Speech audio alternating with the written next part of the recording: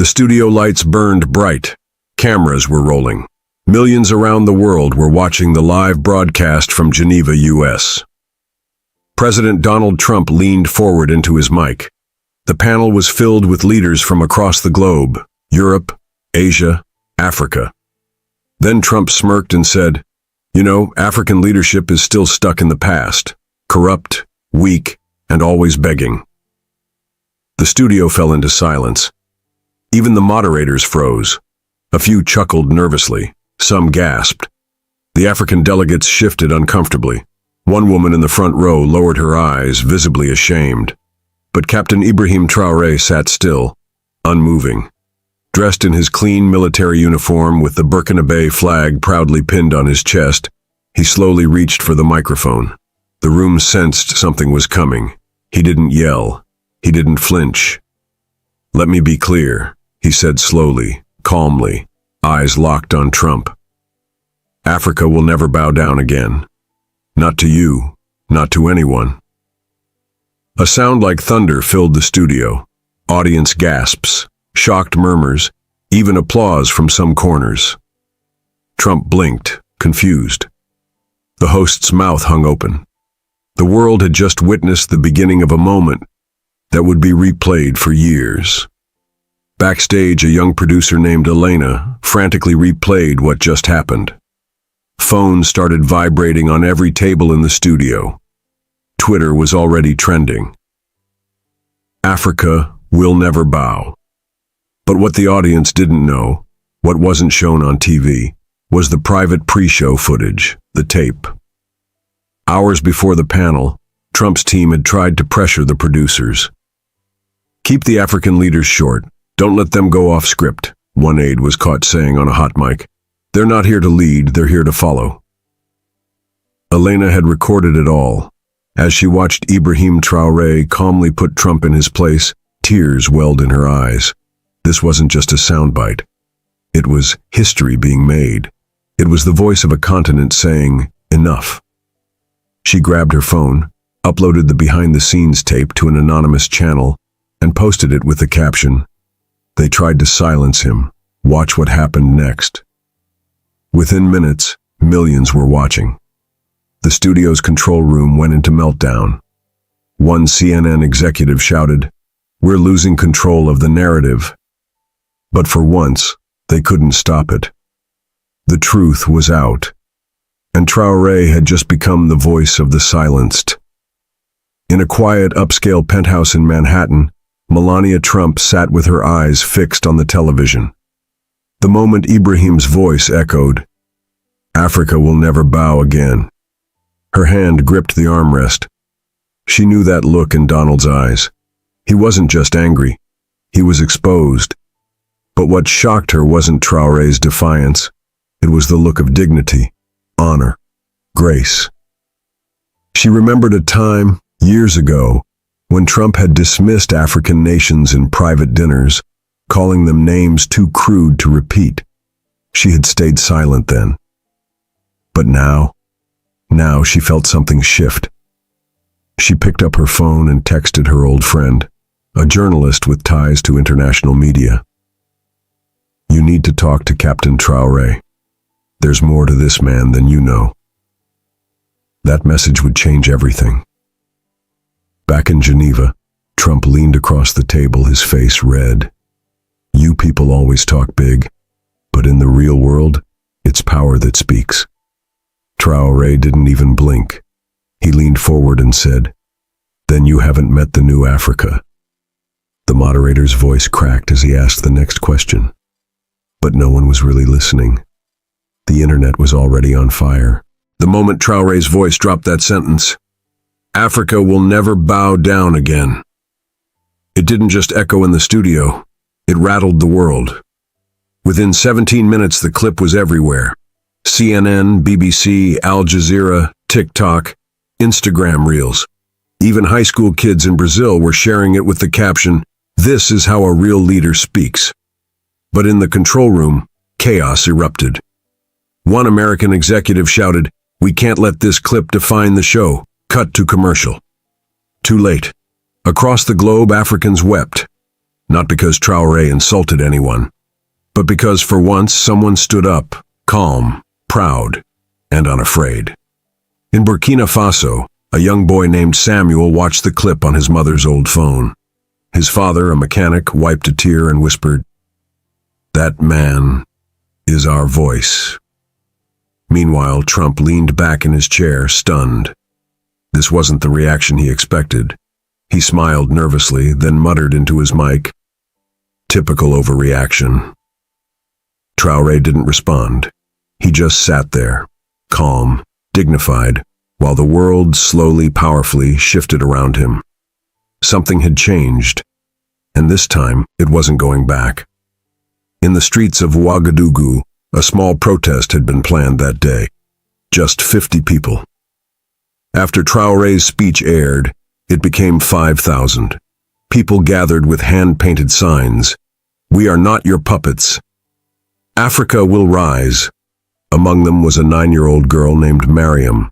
She wore her school uniform, torn sandals, and held a sign made from cardboard. It read, "Thank you, Captain." A reporter noticed her and knelt. "Why are you here, little one?"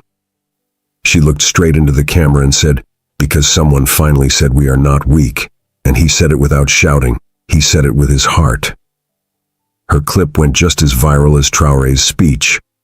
In homes across Africa, mothers cried. In Europe, debate panels exploded with arguments. Some praised Traoré's courage. Others called him too bold. But no one could deny one thing. He made people feel something real. Back in Geneva, a backstage staff member whispered to Traoré, "Sir, you've started something. We've never seen anything like this." He didn't smile. He simply adjusted his cap and said, "It's not about me. It's about my people."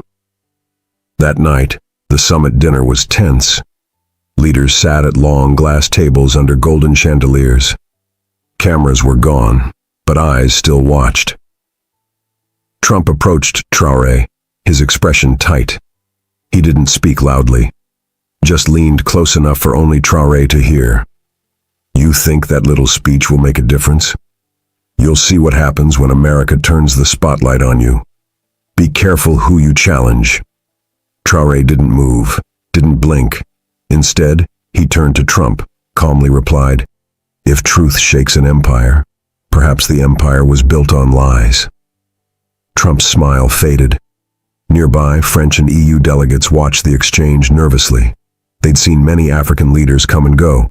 Most bowed, some begged, but Traoré stood still, calm, resolute, and unshakable. Back at his hotel room, Traoré knelt in prayer, not for safety, but for wisdom. He knew this wasn't just a speech. It was a turning point. He opened his phone. A text from his mother read, "You made me cry tonight, my son." But this time, they were happy tears. He placed the phone down, stared out the window at the Geneva night sky. Tomorrow, the storm would begin, and he was ready. In the early morning hours after the summit, Captain Traoré sat alone in his hotel room in Geneva. His phone buzzed, a video call. It was his father. The screen lit up with a weathered face, eyes filled with quiet emotion. Behind him, chickens clucked and morning light peeked into their modest Burkinabe compound. His father didn't say hello. He just stared at his son for a long moment. Then he finally spoke, his voice trembling. "What you did made the whole village cry. I walked through the market, and old men, men who never weep, had tears in their eyes." Ibrahim looked down, fighting back emotion. "I didn't say it to make anyone cry, Baba. I said it because it was time." His father nodded. "When you were little, you asked me why Africa was always quiet when insulted. I had no answer for you then. But now, you have become that answer." The call ended with silence, not because there was nothing left to say, but because everything had been said. Outside, camera crews lined up, but inside, a son had just made a continent proud. In Washington, D.C., President Biden sat with his advisors as Traoré's speech played again on the screen. An aide clicked pause.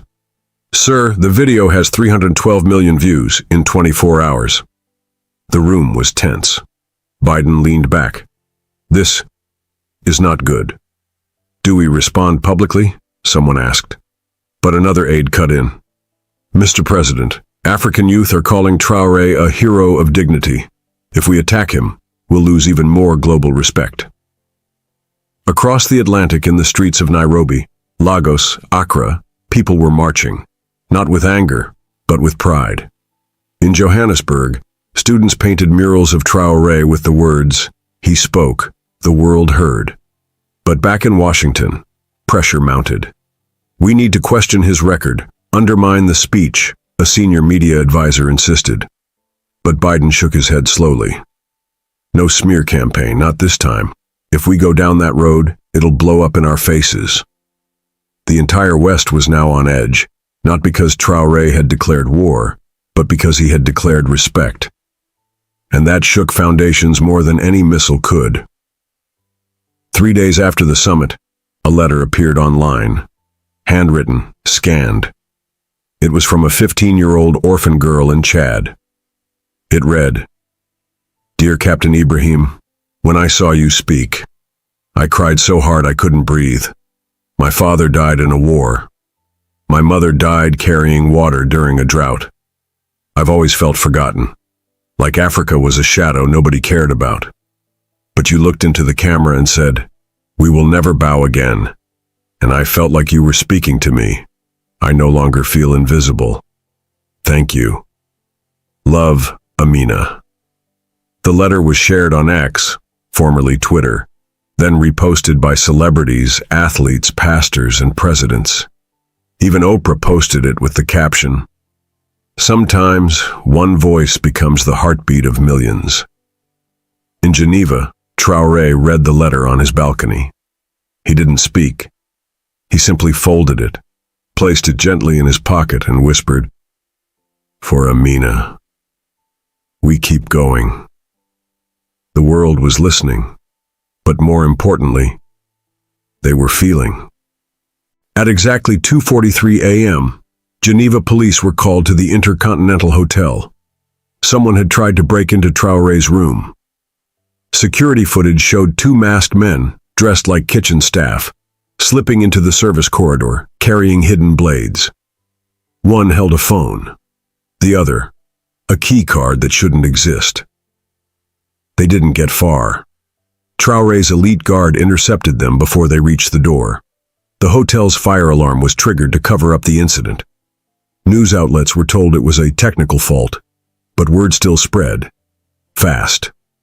CNN quietly reported it as an alleged security breach.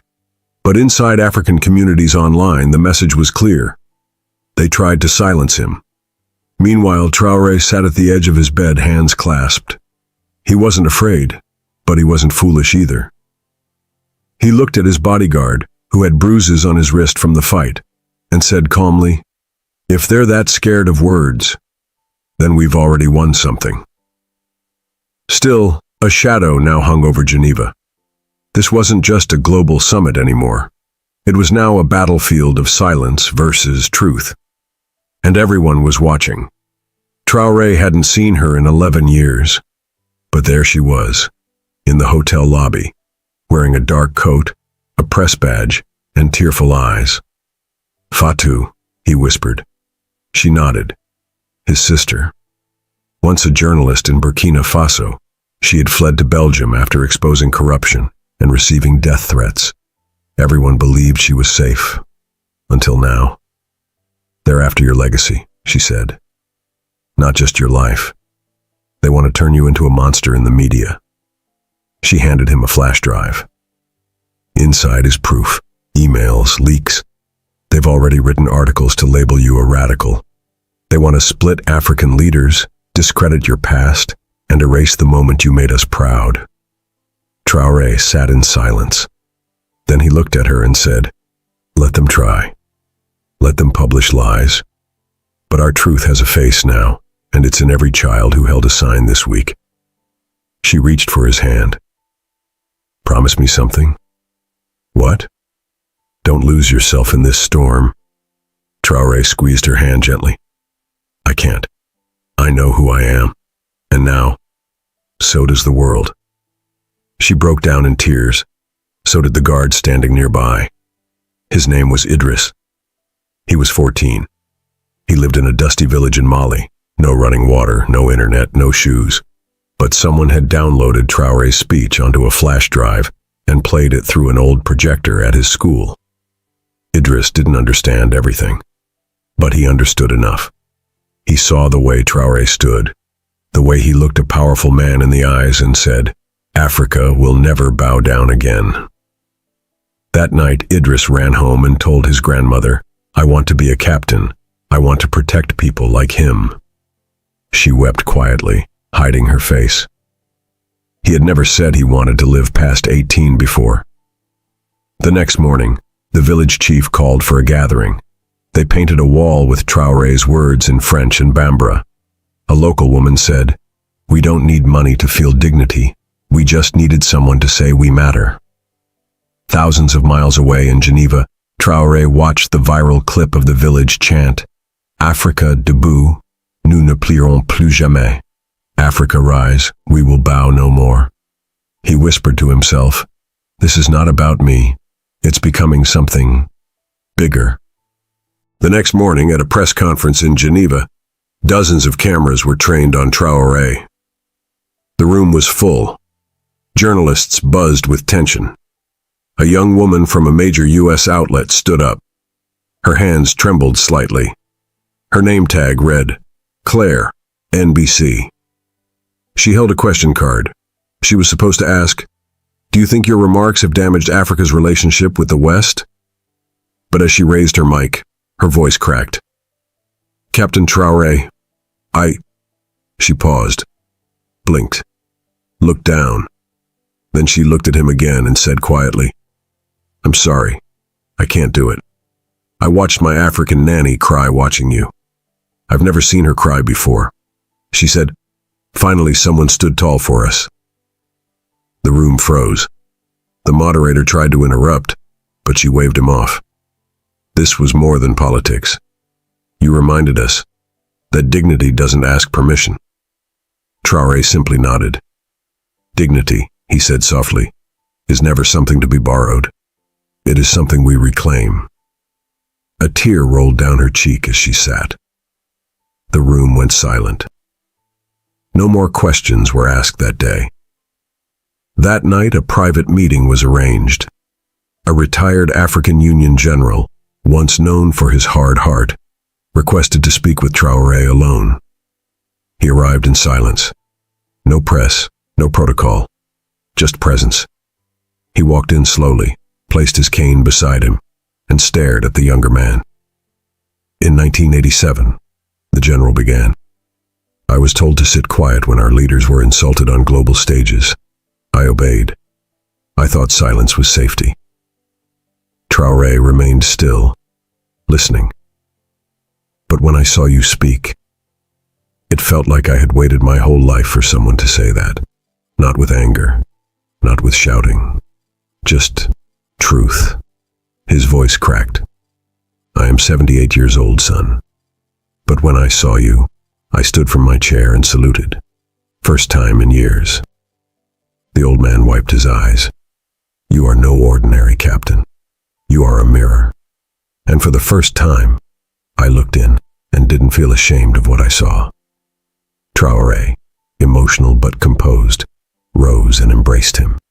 No cameras, no speeches, just a generation finally feeling healed by the quiet strength of one man. In a private hall inside the UN building in Geneva, a closed-door meeting was held. Only 12 officials were present, representatives from powerful Western governments and media tycoons. A leaked agenda surfaced. Contain the Traoré effect. We can't let this become a trend, one whispered. He's not just a man anymore. He's becoming a movement. They proposed narratives.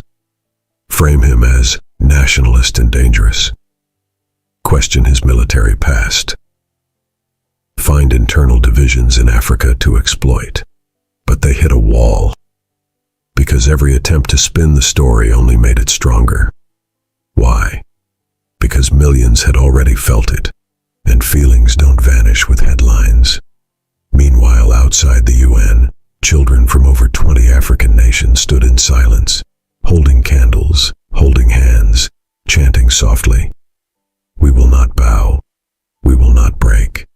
We are Africa." Someone live-streamed it. The video reached 100 million views in one night.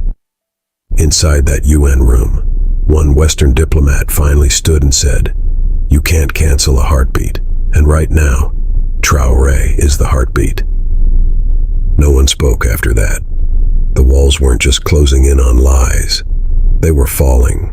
It was raining in Dakar, but the children stayed. Hundreds of them lined up outside the French embassy, wearing white shirts with one sentence written in black. "Africa will never bow." They weren't protesting. They were standing, silent, soaked, unshaken. The embassy staff tried to clear them. Police tried to move them. But nothing worked. Parents joined in. Shopkeepers handed out bread. A grandmother brought umbrellas. When asked why they stood in the storm, a boy of 8 said, "Because Captain Traoré made us feel big, like we matter." That clip hit social media. The entire continent stopped. Offices paused. Radio stations replayed it with soft music in the background. Influencers wept on live streams. In Geneva, Traoré sat at a breakfast table with African delegates. Someone passed him the video. He watched in silence, then whispered, "We're not leading a protest. We're leading a rebirth." Someone beside him wiped tears. "Captain, they no longer follow you for your uniform. They follow you because you gave their pain a name and called it pride." And in that moment, the world shifted again. But this time, it didn't scream. It stood quietly, like the children, in the rain. A global broadcast was scheduled. This time, Ibrahim Traoré was the keynote speaker. No interruptions, no filters, just him and the world. As he stood behind the glass podium, millions watched. "I did not come to accuse. I did not come to shame. I came to remind the world that Africa is not a place of begging hands, but of minds, of hearts, of history, of future." His voice was steady, measured, but his words cracked hearts open. To those who think dignity is dangerous, I say this: you feared our silence because it made us easy to ignore. Now we speak, not with revenge, not with hate, but with memory and with truth. He paused. "Africa will never bow again, not to you, not to anyone, because we now remember who we are." A single clap echoed, then another, then the entire assembly. World leaders, journalists, children watching at home, stood and applauded. Not for drama, not for politics, but for something they hadn't seen in a long time: honor. That night, church bells rang in Uganda. Mosques whispered his name in prayer. Schools in Kenya rewrote their curriculum, because a man had spoken, but a continent had awakened. Back in Burkina Faso, in a village no map remembers, an old woman sat outside her mud brick home. Chickens wandered. A pot boiled. She stared at the screen of her son's cracked phone, watching Traoré's speech replayed in French subtitles. Her neighbors gathered quietly behind her. By the time he reached the words, "We now remember who we are," her hand trembled. "He was born just like my son," she whispered. "But now, the world listens to him." She began to cry, not softly, but fully, loudly, gratefully. Villagers surrounded her. Some wept too. Some just stood. Because this wasn't just a story about politics. It was a story about healing. A story about forgotten children remembering their names. A story about a continent that stood tall after centuries of being told to kneel. Ibrahim Traoré had done something few dared do. He didn't just speak to the world. He made Africa feel human again.